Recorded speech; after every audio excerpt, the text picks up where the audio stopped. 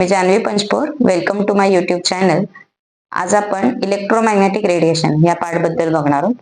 Electromagnetic radiation आपल्यासाठी एक्झामच्या दृष्टीने काय काय इम्पॉर्टंट आहे, तर या रेडिएशन मध्ये कोणकोणत्या वेव्हज येतात, कोणकोणते स्पेक्ट्रा, म्हणजे spectra is nothing but the band of waves, सगळ्यात जास्त एनर्जी कशामध्ये, कमी आहे कशामध्ये, ते आपल्याला बघायचं. ठीक आहे. सो आपण आधी काय करूयात, ह्या कोणकोणत्या वेव्हज आहेत ते बघूया, त्यांची एक्झाम्पल्स बघू, म्हणजे डेली लाईफ मध्ये कुठं कोणती वेव्ह यूज होती, आणि मग आपण पुढे जाऊया. So radio wave is related to our signals of mobile. आपण मोबाईल मध्ये म्हणतो ना, रेंज आली रेंज गेली, असं रेंज बघतो, तर ती रेंज म्हणजे ते काय आहे, रेडिओ वेव्स. ठीक आहे. त्याच्यानंतर पुढचं कोणतं आहे, तर microwave is related to microwave oven. ऐकलं असेल ना नाव तुम्ही. So microwave where they are used, microwave oven, म्हणजे डोळ्यासमोर हे आणा की रेडिएशन कोणतं आहे, म्हणजे आपण इलेक्ट्रोमॅग्नेटिक रेडिएशन, अशा ज्या रेडिएशन चालल्यात त्यांचा युज करतो. It's like a light. Okay. Energy, light energy. ठीक आहे. प्रकाश, कलर्स. ओके. आणि त्याचा यूज आपल्या डेली लाईफ मध्ये कुठं कुठं होतो. नेक्स्ट वेव्ह कोणती आहे, तर इन्फ्रारेड रेज. इन्फ्रारेड मध्ये स्पेशालिटी काय आहे, तर हॉट. ओके. एखादी गोष्ट आपल्याला गरम करायची किंवा एखादा रूम हीट करायची. ओके. किंवा जनरली इन्फ्रारेड रेज कुठे यूज करतात, केमिकल इंडस्ट्रीमध्ये ड्राईंग साठी, म्हणजे एखाद्या मटेरियल मधनं मॉइश्चर रिमूव्ह करायचे पण हीट नाही करायचं, त्या केसमध्ये इन्फ्रारेड रेडिएशन यूज करतात. त्याच्यानंतर येस, आपल्या सगळ्यांची आवडती कोणती आहे, visible spectrum. Visible spectrum is nothing but our 7 colours of rainbow. लक्षात आलं. So visible spectrum, the name suggest, it is visible, म्हणजे काय, ह्याच्या आधीच्या आणि ह्याच्या नंतरच्या वेव्स आपल्या डोळ्यांना दिसत नाही. What we can see, the 7 colour. तर 7 कलर मध्ये वरचा कलर कोणता ह्याच्यातला, तर रेड. अँड लास्ट कलर कोणता आहे, तर violet. Okay. Red and violet, म्हणजे मध्ये कोणकोणते येणार आहेत, रेड नंतर orange. Okay. So all this colour sequence and last one is violet.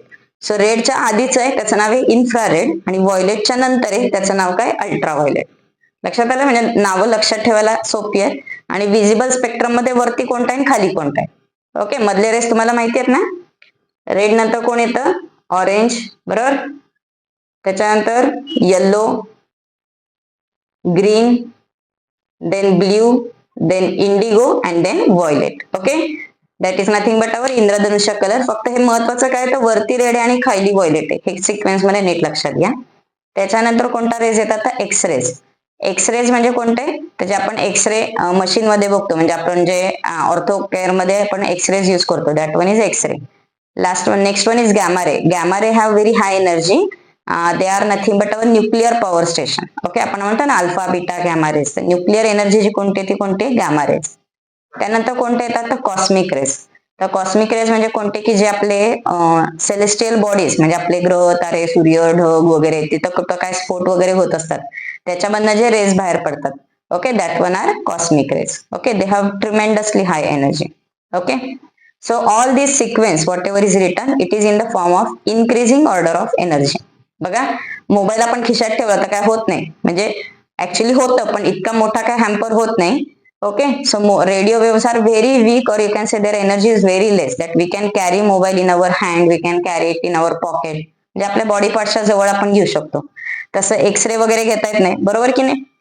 त्याच्यानंतर microwaves, infrared rays. So you can see according to the application how the energy is increasing. ठीक आहे.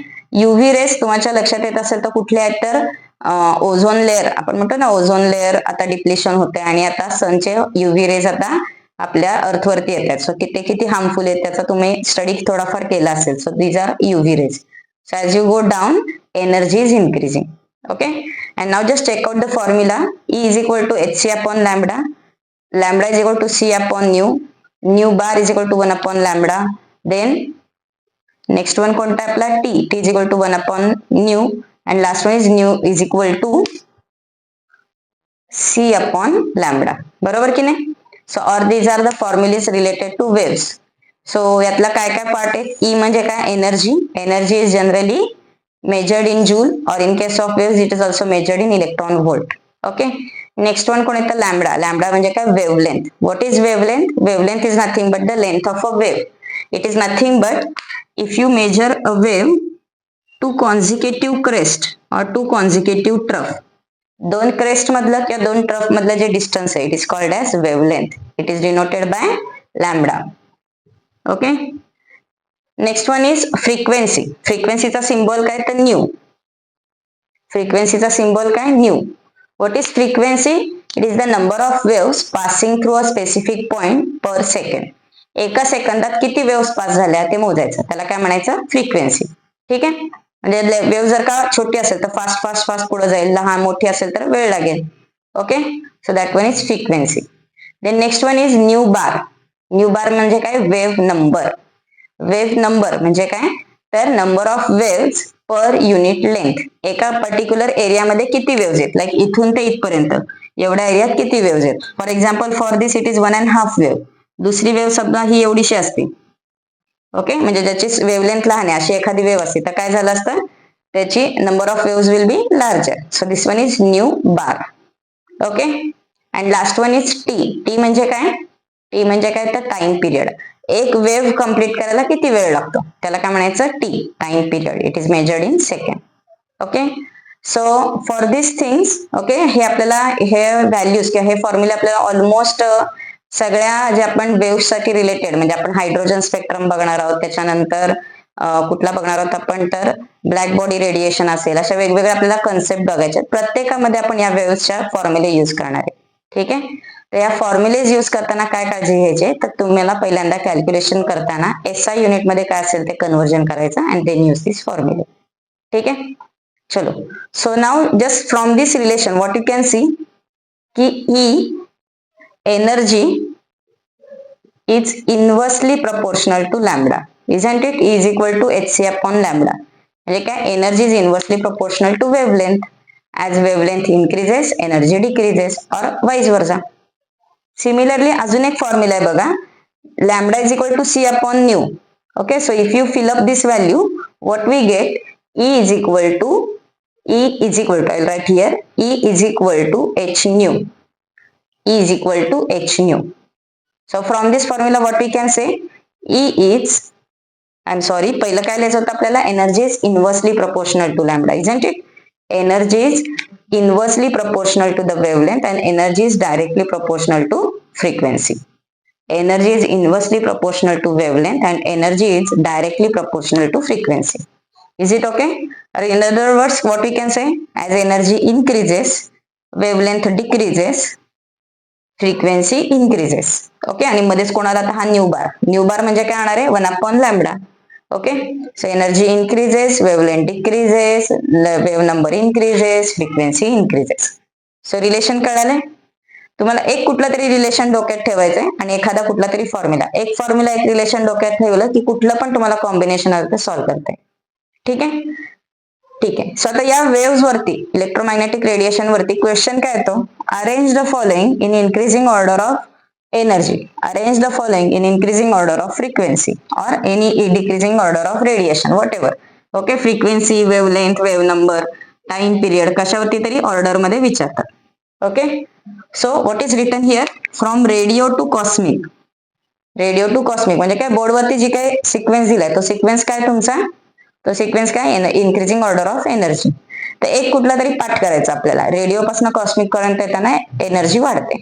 ठीक आहे, आता पुढचा प्रश्न, पाठ कसं करणार, रेडिओ नंतर मायक्रो, मायक्रो नंतर काय, मग काय, मग काय, गोंधळ होतो. ठीक आहे, सो एक छोटीशी ट्रिक नीट लक्ष द्या. What is the trick? Ram मंदिर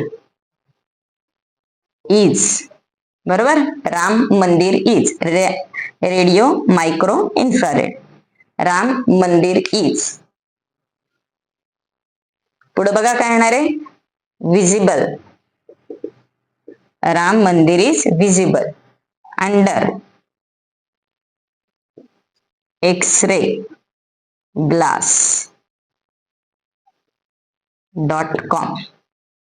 Ram Mandir is visible under X-ray glass .com. कळलं? So this is our way to remember electromagnetic spectrum. आवडलं का सगळ्यांना? Okay, so simple technique to remember electromagnetic radiation. Okay, so the sequence once again it is increasing order of energy. एक काहीतरी तुम्हाला डोक्यात ठेवायचे, बाकीचे वेव्ह नंबर वगैरे लक्षात येतात. Okay, so I think now you can solve, like the waves are given microwave, infrared ray, radio wave, x-ray, gamma ray. Arrange them in increasing order of wavelength. लावता येईल की नाही आता? कळालंय? सोपं आहे ना? Okay then. So this is about electromagnetic radiation. So we'll stop here. Please like, share and subscribe. Okay. Goodbye.